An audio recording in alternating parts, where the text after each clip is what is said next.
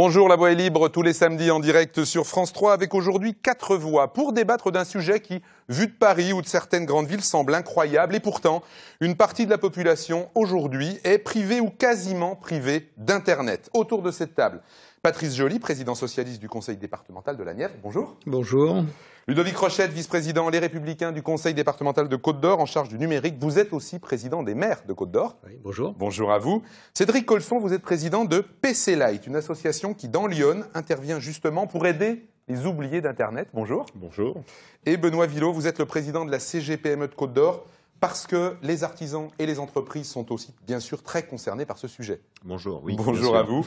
Signalons que l'opérateur Orange en première ligne sur ce dossier n'a pas voulu participer à cette émission alors que nous l'avions invité. Et si vous le souhaitez et que vous avez un petit peu de réseau, vous pouvez depuis chez vous réagir sur notre site internet dans l'article consacré à l'émission. Nous répondrons à vos questions, il y en a déjà qui sont tombées.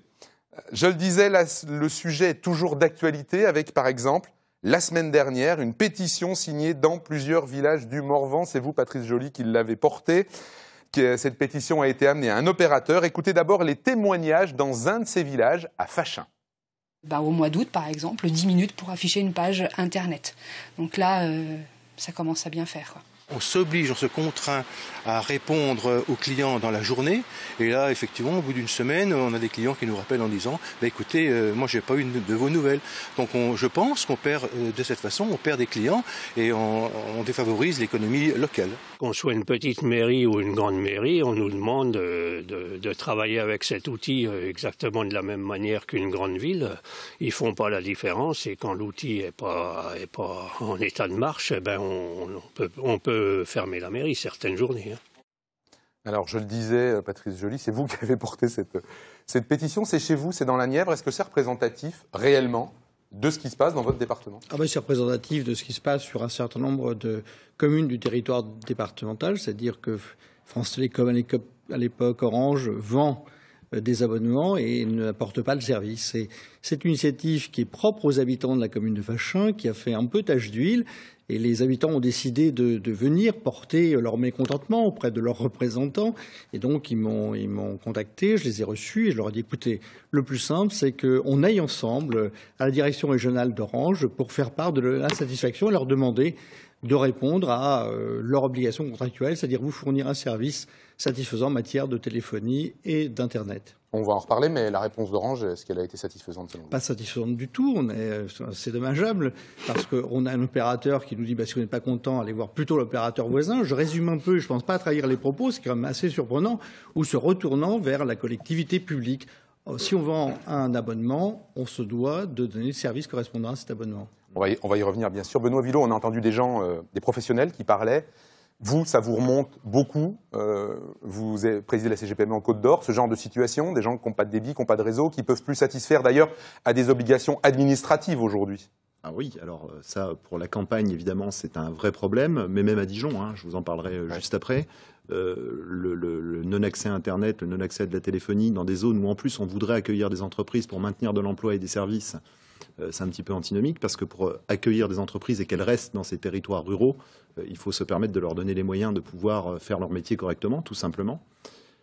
Et on a évidemment des grosses problématiques d'entreprises qui se déplacent ou qui aujourd'hui n'ont pas les moyens de répondre à leurs clients, à leur activité et à des déclarations qui sont à faire en ligne. Cédric Colson, est-ce qu'il y a une différence entre ce qui est affiché et le réel dans votre expérience ?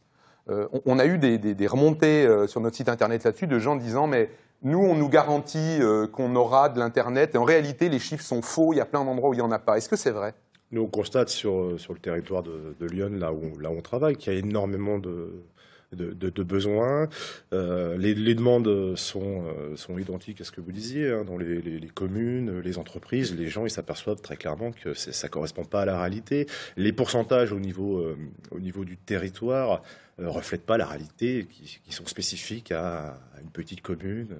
Donc c'est compliqué, oui. Dans un département comme le vôtre, Lyon, vous estimez est-ce que c'est possible d'estimer le pourcentage de gens qui voudraient avoir de l'Internet et qui n'en ont pas ?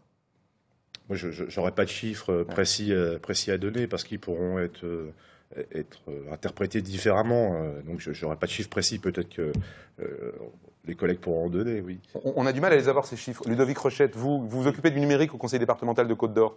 Ces chiffres, par exemple, pour votre département, pour la Côte-d'Or, vous les avez, vous les connaissez? Bien sûr, on a fait une étude avec les services du département. On était début 2015 avec sur 706 communes, 300 communes qui n'avaient pas de méga. Ce qui nous a poussé à nous tourner prioritairement vers ces communes-là, avec un système de montée en débit, pour que ces communes puissent avoir, d'ici 2017, le triple play. C'est-à-dire à peu près 15 mégas pour avoir téléphone, Internet, télévision. Alors là, dans ce cas-là, quand vous dites on monte en débit, ça veut dire quoi? Concrètement, que les gens comprennent bien. C'est vous qui payez pour qu'il y ait plus de débit? Vous mettez quoi? Des transformateurs, des amplificateurs? Enfin, moi, je comprends rien. En faisant très simple. On a 2 zones dans chaque département, des zones amies, là où il y a un opérateur qui va intervenir en investissant. Par exemple, Orange, Côte d'Or, c'est sur l'agglomération de Dijon et sur Beaune. Et les collectivités peuvent intervenir dans les zones extérieures, ce qu'on appelle les zones non amies. C'est là où le département intervient, avec 2 techniques, ce qu'on appelle le FTTH, c'est-à-dire la fibre qui arrive. Là, vous parlez de fibre déjà. On est déjà dans de la fibre. Oui. On n'est plus dans les réseaux anciens, le réseau téléphonique pour la DSL. Alors, ça, c'est oublié déjà. Non, je finis. Pardon. Premièrement, j'essaie de comprendre. Premièrement, c'est le FTTH, donc la fibre qui arrive juste à domicile ou à l'entreprise. Avec la prise. Et là, on a des zones, par exemple vers Montbard, vers Is-sur-Tille, qui ont été ciblées. Et puis d'autres communes où là, c'est la montée en débit, c'est-à-dire qu'on tire la fibre jusqu'à l'entrée du village. Et après, on va utiliser le système cuivré. Alors, il y a une nouvelle technique qui s'appelle le VDSL2 qui permet de booster avec le cuivre. Ce qui va permettre pour nous, en même temps, c'est 75 millions d'euros, donc c'est pas anecdotique, de traiter les communes qui n'ont pas de méga, mais aussi de traiter des zones qui ont besoin absolu de très haut débit. Par exemple, Montbard avec ces entreprises. Ouais. Patrice Joly, c'est la même situation pour vous. Depuis 2005, dans la Nièvre, vous aviez fait le choix d'une structure, en fait, pour ça. Oui. Quel rôle elle a joué? Qu'est-ce que vous avez fait pour essayer de compenser? Nous avons essayé de compenser, justement, les insatisfactions liées au fait que les opérateurs n'interviennent pas sur le département de manière satisfaisante, Orange en particulier. Donc, on a mis en place une boucle numérique au débit, une boucle qui permet effectivement de desservir un certain nombre la plupart des cantons du département, de manière à augmenter justement le débit Internet. Et parallèlement à ça, nous avons mis en place ce qu'on appelle un dispositif WiMAX, c'est-à-dire en fait du Wi-Fi élargi sur le territoire pour aller desservir par le hertzien, et là pas par le cuivre, desservir les entreprises, les habitants qui ont besoin d'un débit suffisant. Pour un abonnement qui est un abonnement équivalent à l'abonnement aujourd'hui proposé par les opérateurs. Et là, par exemple, les communes qui ont déposé cette pétition, Fachin par exemple, ça veut dire qu'elles ne sont pas desservies parce que vous avez fait, ni par les opérateurs, ni par vous? On ne sont pas desservies là parce qu'elles étaient censées être desservies correctement par l'opérateur. Est-ce que c'est vrai qu'en réalité, les opérateurs ne disent pas toute la vérité sur leur capacité à couvrir? On n'arrive pas à avoir les informations de manière très correcte sur Il y a une sorte de rétention d'informations. Il y a surtout des investissements minimaux qui pourraient être faits sur un certain nombre d'équipements qui permettraient de monter en débit. Pour vous donner une petite idée, il y a quelque temps, on avait à peu près identifié qu'il y avait 30 endroits dans le département, pour être simple, où, avec un investissement entre 3 et 5 000 euros, Orange pouvait augmenter le débit de manière satisfaisante, de manière significative de la part des abonnés, pour un montant global qui est de l'ordre de 150 000 euros, que je veux comparer aux 1 milliard d'euros de bénéfices d'Orange. Oui, et ça permettait d'améliorer le service pour 10 000 foyers, ou en tout cas 10 000 prises, ce qui n'est pas rien, c'est 20 à 30 000 habitants. Alors, on redira que Orange, qui va en prendre pour son grade pendant toute cette émission, n'a pas voulu participer à l'émission alors qu'on les avait invités. Benoît Villot, vous étiez en train d'acquiescer au décalage entre le coût peu important de l'équipement et les bénéfices. Mais oui, parce qu'une entreprise... Vos artisans, vos chefs d'entreprise de PME, ils réagissent comment par rapport à ça? Ils ne comprennent pas. Ils comprennent pas parce que nous, on n'est pas là en train de demander tout aux collectivités tout le temps, avec justement des moyens qui sont de moins en moins importants. Un acteur aussi important qu'Orange, aujourd'hui, avec le résultat net dont on vient parler, se doit d'équiper le territoire pour pouvoir demain rayonner encore plus. Et c'est aussi dans son intérêt demain pour les consommateurs d'Internet. Je voudrais rebondir sur une chose qui a été dit tout de suite, qui a été dit tout à l'heure. On parlait de campagne, on parlait de Dijon également. Oui, vous aviez envie de parler de Dijon. Oui, j'ai envie d'en parler parce que c'est pas seulement la campagne. Aujourd'hui, à Dijon, on veut être la capitale d'une grande région demain. Et nous avons créé des pôles tertiaires, comme Valmy 3, que vous connaissez, qui, aujourd'hui, pour pouvoir accueillir des entreprises de manière exogène, c'est-à-dire des entreprises qui viennent d'ailleurs, ont besoin de la fibre. Valmy n'a pas la fibre. Le très très haut débit à Valmy, ça n'y est pas. C'est quand même fou quand on fait des parcs tertiaires de cette envergure, alors que la fibre est mise à disposition de certains logements. Dans les programmes de logement, on met la fibre. Je pense qu'il y avait une priorité pour l'emploi, l'entreprise. C'était déjà d'équiper les zones tertiaires qui accueillent des entreprises demain qui veulent s'installer, qui refusent de s'installer à Valmy d'ailleurs. Ouais. Il y en a certaines qui disent « Ah ben non, pas de fibre, pas de très haut débit, pas Dijon ». Donc si on veut vraiment être attractif et si on veut vraiment venir des entreprises ici à Dijon et créer de l'emploi, eh bien effectivement, il va falloir qu'on s'équipe de la fibre sur les grands pôles tertiaires. Cédric Colson, au jour le jour, vous, dans votre intervention, puisqu'on va le redire, vous répondez aux gens qui disent « Moi, j'arrive pas à avoir Internet. » Et vous, d'abord, qu'est-ce que vous venez proposer, vous? On a entendu ce que faisaient les collectivités. Qu'est-ce que vous faites? Nous, notre action, elle est simple. On s'est dit tout simplement, on ne va pas attendre parce que c'est compliqué. Les opérateurs nationaux, ça demande du temps, ça demande de l'argent. Nos élus, ils sont empêtrés un petit peu dans tout ça parce que de l'argent public, on sait qu'il n'y en a pas beaucoup et c'est compliqué. Il ne faut pas le dépenser n'importe comment. Et donc les gens viennent nous voir en disant mais voilà, PC Live, vous proposez de l'accès à Internet là où il n'y en a pas, vous faites du très haut débit et ça coûte pas cher, comment vous faites? Donc on s'est dit tout simplement, on se prend en main et on va se mettre ensemble pour faire avancer les choses, non pas contre le département ni contre les opérateurs, c'est juste qu'on ne veut pas attendre 5, 10, 15 ans pour faire des choses. Et très régulièrement, on a des collectivités, des communes, des entreprises qui viennent nous voir pour répondre à des besoins spécifiques parce qu'ils sont dans des zones blanches ou alors très mal desservies. On va dire que vous êtes dans un département qui a pris du retard par rapport à d'autres? Je pense qu'on n'est pas en tête de peloton, loin de là, dans le département de Lyon, malheureusement. Et on veut faire avancer les choses, quitte à bousculer les consciences, les opérateurs et les élus, pour faire avancer les choses. Concrètement, vous avez donné de l'Internet à combien de foyers? Là, aujourd'hui, on a 183 personnes en 2 ans, donc ça peut paraître dérisoire, ça peut paraître peu, mais c'est 183 foyers qui n'avaient pas accès du tout à Internet. Et combien de demandes? 183 équipés, en ce moment, combien de demandes? Il faut savoir que c'est compliqué aussi. Nous, ça demande du temps pour pouvoir installer un relais, parce qu'on travaille avec des ondes hertziennes, comme le disait monsieur. En gros, vous ne passez pas par le sol, par les câbles, vous passez par le ciel. On a une partie avec des câbles, parce qu'on ne peut pas faire autrement. La technologie du VDSL qui nous aide bien. On a 2 fibres qui sont tirées pour l'association. Et puis après, on utilise des relais, donc des châteaux d'eau, des églises, des points hauts, pour faire passer cet Internet par la voie des ondes radio. Ludovic Rochette, vous vouliez réagir quand on parlait de Dijon tout à l'heure? Oui, parce que dans votre introduction, vous avez parlé que c'est un sujet un peu surprenant pour les grandes villes. Oui, ouais. Et effectivement, on a des quartiers dans l'agglomération dijonnaise, on a des zones d'activité dans l'agglomération dijonnaise qui ont souci. On peut parler aussi de Cap Nord. Et là, nous avons une convention avec Orange pour suivre le déploiement. Parce que nous n'avons pas la compétence financière pour pouvoir intervenir aujourd'hui dans ces zones. Et force est de constater que... Je vous coupe juste pour comprendre. Est-ce que ça signifie, par exemple, qu'un opérateur, comme Orange, mais d'autres par exemple, n'est pas intéressé par des parcs d'entreprises ou des zones technologiques parce que ça fait moins d'abonnements que des immeubles avec beaucoup de prises? Est-ce que c'est ça que ça veut dire? Et qu'ils n'ont pas souhaité déployer? Sur leur politique de déploiement, je ne vais pas répondre au nom de l'opérateur, mais vous avez sûrement une petite idée. Apparemment, ce n'est pas la logique de cet opérateur. C'est pas la logique, par contre, c'est la logique des collectivités qui, aujourd'hui, vont s'occuper de leur zone où elles peuvent intervenir financièrement.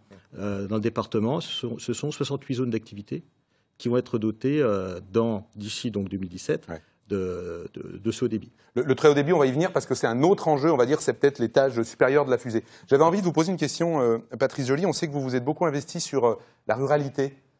Quand on parle d'Internet, il y a ce concept de fracture numérique.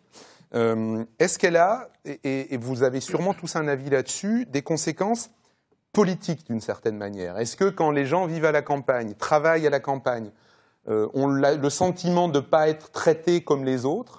Est-ce que c'est exagéré de mettre ça en regard avec, par exemple, la montée du vote extrême dans les zones rurales, Patrice Joly? C'est un des éléments qui donne le sentiment, effectivement, d'être relégués, d'être des usagers, des administrés de seconde zone, de second ordre, en quelque sorte. C'est une réalité. J'ai d'ailleurs mis la Orange devant ses responsabilités en disant qu'en tant qu'entreprise également, ça n'est pas neutre sur le plan, effectivement, du ressenti et donc de la réaction politique. Permettez-moi aussi de dire que, s'agissant effectivement des territoires ruraux, on marche un peu sur la tête. Sur ce secteur-là, comme sur d'autres secteurs où il n'y a pas de concurrence, où la concurrence est très mauvaise.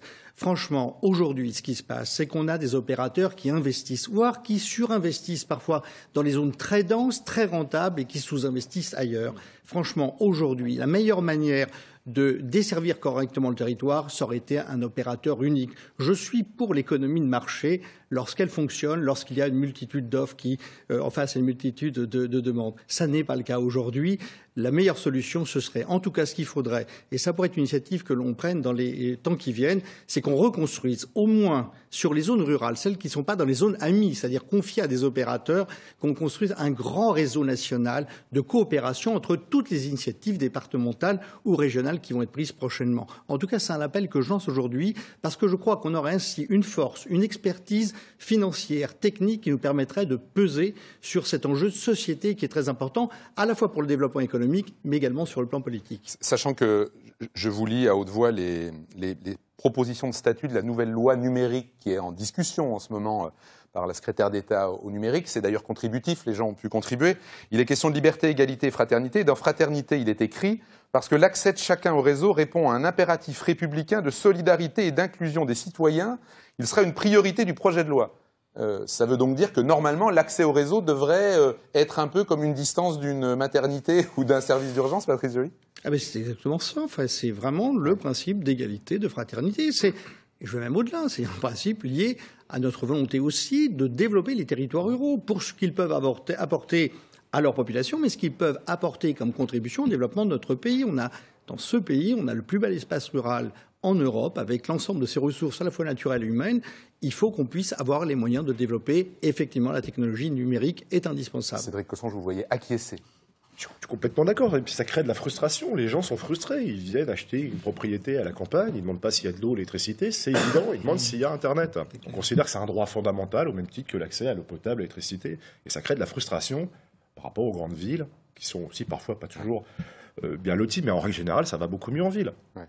Il y a aussi une forme d'ambiguïté, Ludovic Rochette, parce que vous disiez c'est un droit fondamental comme l'eau, comme tout ça. Enfin, ça fait très longtemps que tout le monde a décidé que c'était d'abord une marchandise, l'accès à Internet.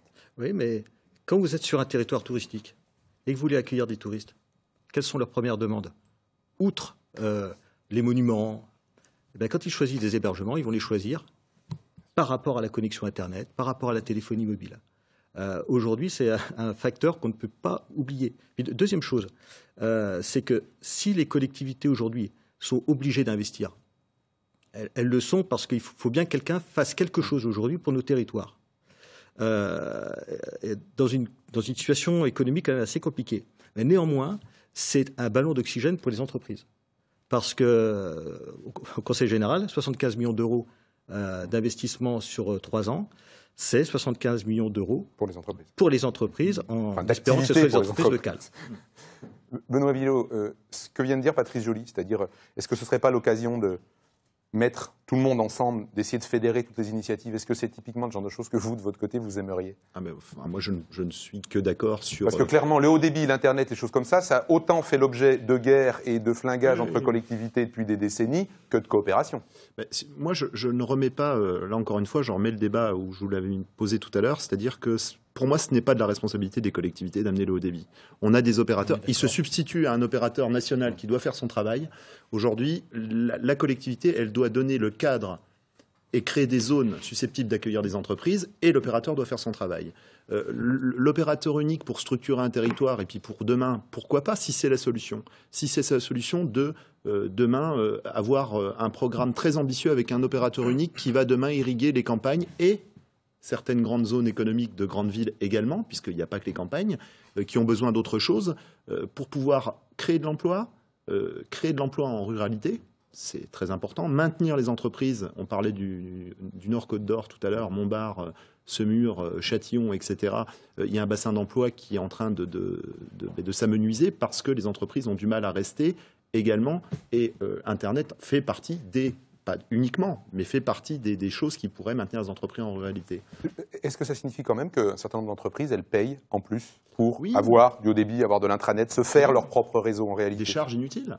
des charges inutiles pour des petites entreprises déjà en difficulté qui doivent payer en plus pour avoir un Internet correct, et pas performant, correct. 1 heure pour ouvrir une page, comme disait un maire du Morvan, Patrice Joly. Les habitants aussi paient le même abonnement que tout le monde pour le triple play, c'est-à-dire le téléphone, Internet et la télévision. Mais moi, dans mon village, je paye pour les 3, j'en ai que 2, et avec un débit qui est pas toujours satisfaisant, en tout cas irrégulier, parce que c'est un élément aussi. C'est-à-dire parfois, il y a effectivement des difficultés d'accès, mais il y a surtout des difficultés liées en fait à avoir un service de qualité en continu. Et c'est très dommageable. Vous parliez sur les questions touristiques. Moi, j'ai des restaurateurs, enfin des gens qui travaillent dans le tourisme cet été, qui ont eu des difficultés parce que pendant plusieurs heures, voire plusieurs jours, ils ne pouvaient pas utiliser la carte bleue, tout simplement. Le service était défaillant. Alors, comment on fait ? Vu de Paris, ça semble effectivement assez incroyable, Ludovic Rochelle. Oui. Et c'est vrai qu'on avait pris des retards. En Bourgogne, hein, le temps moyen de connexion, c'est 7 secondes. Donc ça va d'une heure jusqu'à 1 seconde. Ça veut dire qu'on avait pris quand même du retard. Et il faut faire notre autocritique. Hein. On a aussi beaucoup tergiversé entre élus pour savoir quelle était la technique que l'on voulait adopter. Je crois que maintenant ce temps est fini. D'ailleurs, est-ce que c'est vrai que longtemps les élus n'y ont rien compris et que beaucoup ne s'y sont pas intéressés ? Je pense plutôt que les élus et les opérateurs se sont regardés. Et puis, aujourd'hui, on a un seuil, on ne peut plus attendre. Et c'est vrai, hein, ce que disait Benoît Villot, c'est pas la collectivité, normalement, de le faire. Mais aujourd'hui, si personne ne le fait, ça se fait pas. Donc, les collectivités ont pris ça en main. Et puis, la preuve aussi que les élus l'ont bien compris, c'est que les élus, entre départements, aujourd'hui, s'associent.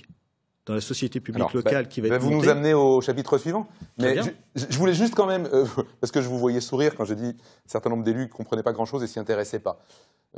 Allez, on va pas mentir, mais c'est vrai qu'il y a des gens qui viennent vous demander de leur expliquer, Cédric Colson. Oui, il y a des élus qui viennent nous demander qu'on leur explique, mais c'est tout à leur honneur, parce que l'opérateur Orange vient en disant « Oh là là, ça coûte très très cher, la fibre c'est très très compliqué, vous savez, il vaut mieux attendre, est-ce que vous pouvez faire le nécessaire pour qu'on ait des subventions, il faut que la collectivité agisse comme ci, comme ça ». Donc les élus, ils écoutent ce qu'on leur dit, c'est compliqué, ils essayent de comprendre, et puis de temps en temps, il y en a qui viennent nous voir en disant « Bon, écoutez, là, les petits gars, expliquez-moi, moi j'ai pas bien compris », et on leur explique que c'est pas si compliqué que ça, effectivement que ça peut coûter cher, mais que c'est pas si compliqué que ça, qu'on voudrait bien leur faire croire.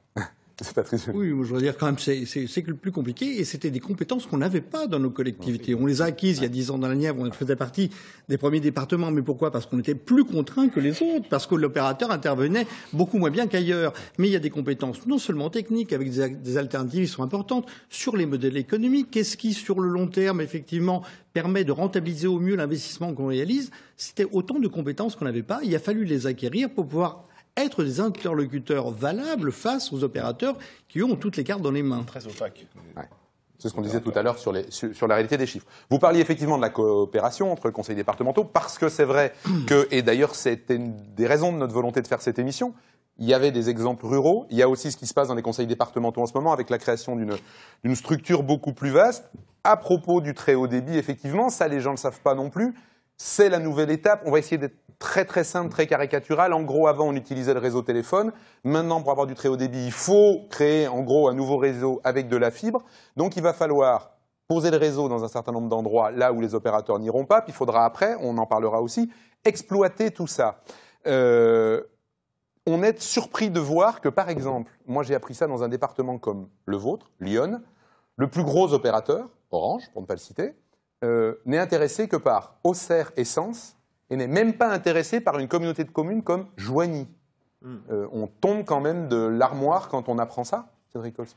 C'est question de rentabilité, tout simplement. Hein. C'est aussi simple que ça. Il y a des actionnaires derrière. On va aller arroser là où il y a beaucoup de personnes, et typiquement là où il n'y a pas besoin de débit, parce qu'il est déjà pas trop mal, quoi. Et on va laisser derrière tout ce qui n'est pas intéressant. Il ne faut pas avoir honte de le dire, c'est la vérité. On est dans des enjeux purement économiques. Et ça veut donc dire que là, c'est les collectivités, parce que ce qui est en train de se mettre en place, tout le monde le dit, les collectivités sont en train de monter des plans de financement pour déployer la fibre, mais donc ça veut quand même dire que quand c'est départements, régions, Europe, État qui payent l'installation du réseau, c'est les citoyens qui sont en train de payer leur installation de réseau. On est tous d'accord là-dessus, Patrice? Bien d'accord. Peut-être dire que Orange regarde son actionnaire californien et pas du tout l'abonné bourguignon, quand même. Il faut que les choses soient claires. C'est ça, on en est là. Hein.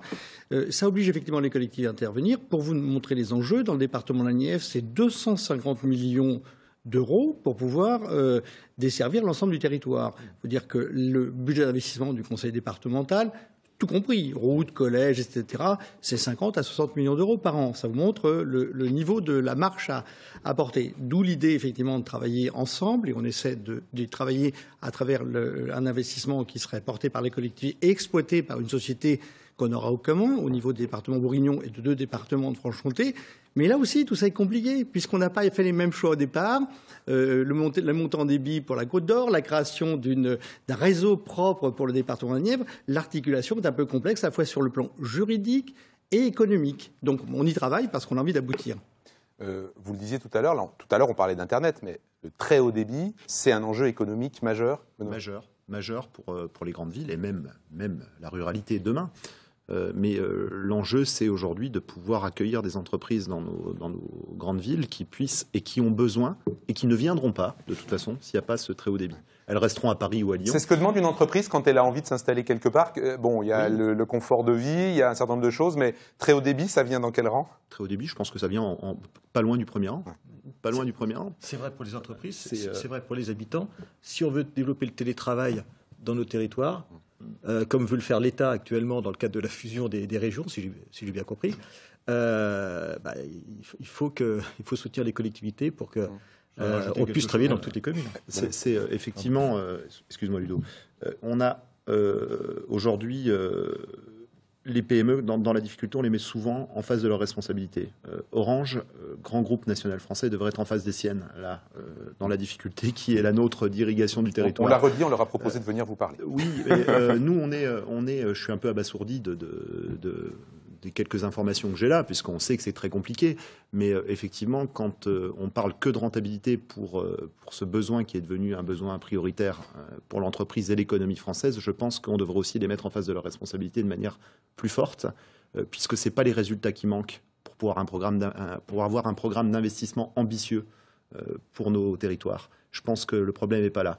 Donc, effectivement, nous, on fait les efforts dans nos PME. On fait les efforts depuis très longtemps. Ils doivent en faire également. On parlait d'Internet. Vous amenez l'Internet, PC Light, mais maintenant, on va vous demander le haut débit. Et vous allez pouvoir l'amener. Le très haut débit, c'est à partir de 30 mégas. Donc, nous, quand on prend du VDSL ou on a une adduction fibre, de toute façon, on amène du très haut débit. Donc, il y a des gens qui étaient stupéfaits. Ça fait 1 méga par l'opérateur historique. Et puis, nous, en fin de journée, on les installe et hop, ils partent à 30 mégas, 40 mégas, synchrone, c'est-à-dire dans les deux sens. Ils sont absolument stupéfaits. Il faut savoir aussi que les usages ont évolué énormément. Les besoins, c'est pas le même Internet aujourd'hui qu'il y a 10 ans pour les particuliers, les entreprises. Vous êtes sollicité par des entreprises aussi? Oui, dans les mêmes conditions. Une petite entreprise qui va aller demander à Orange, pour ne pas le citer, du très haut débit, on va lui donner une facture de 5 000 €. Elle va essayer de trouver une autre solution. Pour un artisan, 5 000 €, c'est pas possible, quoi. Donc, elle entend parler de nous, et puis on y va, et puis si ça fonctionne, on le fait, c'est merveilleux. On va continuer à parler du très haut débit dans la deuxième partie de cette émission. On parlera aussi parce que là on parle du réseau, on parle du fil, mais de comment ça va marcher après, parce que ce que les gens ignorent, c'est qu'il faudra aussi que quelqu'un s'occupe de ce réseau, on parlera de ça. Et puis des questions que vous nous avez posées sur le site internet de France 3 dans l'article consacré à l'émission. On en a plusieurs, y compris quelques cas pratiques pour les élus. On parle de ça juste après les informations de midi, une poignée de minutes pour tout savoir sur ce qui s'est passé dans la région. Et nous, on se retrouve juste après. À tout de suite.